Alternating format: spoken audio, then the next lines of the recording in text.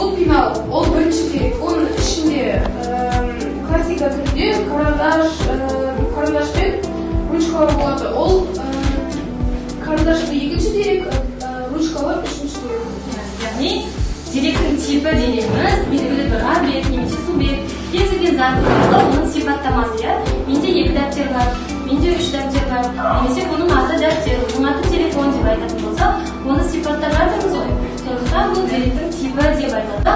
Біздің айнымалыларымыз қабылдай алатын мәндерді, олармен орындауға болатын амалдардың жиынтығын деректердің типі деп айтамыз. Айнымалы дегеніміз не кім біледі? Айнымалылар, мысалы, сенің жасың, мысалы, 11-де болса, ол қабылдай алатын. Яғни жас деген айнымалымыз бар, оның мәні 11-ге тең. Келесі. Python тілінде, программалау тілінде айнымалар не үшін керек және олардың қандай түрлері бар? Int, float, str, яғни string тип, bool типі. Бұл кірістік. Мысалы, логин деген сіздерде сайтқа кірген кезде қолданушы атауы және қолданушының құпия сөзін енгізетін.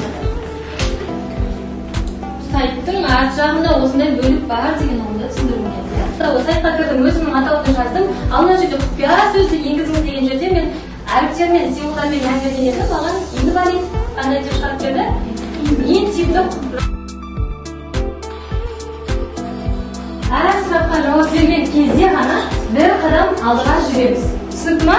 Егер тағы бір шарты сенің тобыңдағы адам қате жауап беріп қалған кезде, керісінше артқа қарай бір қадам жүру керек болады.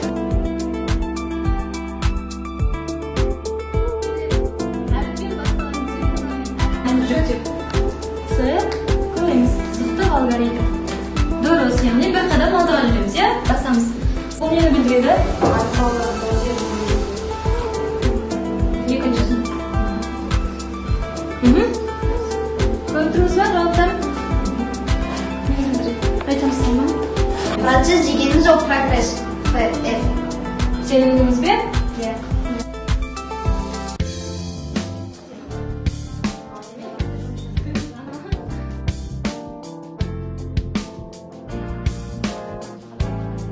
Әр жерде сұрақтар жасырылған болуы мүмкін, 5 сұрақ болады. 5 сұраққа жауап қате болса, сендерге жауапқа бермей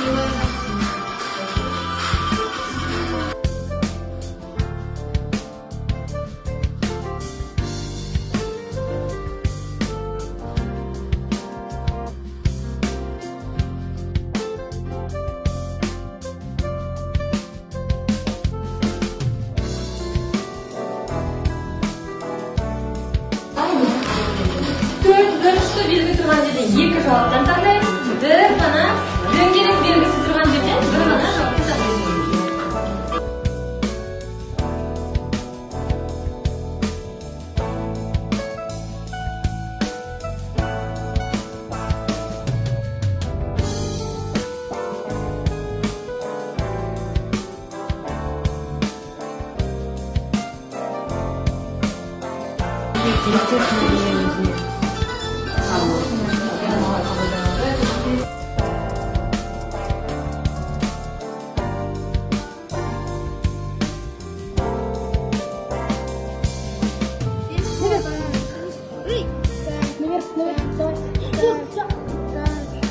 Дальше. Прямо. Так, вот так. Прямо.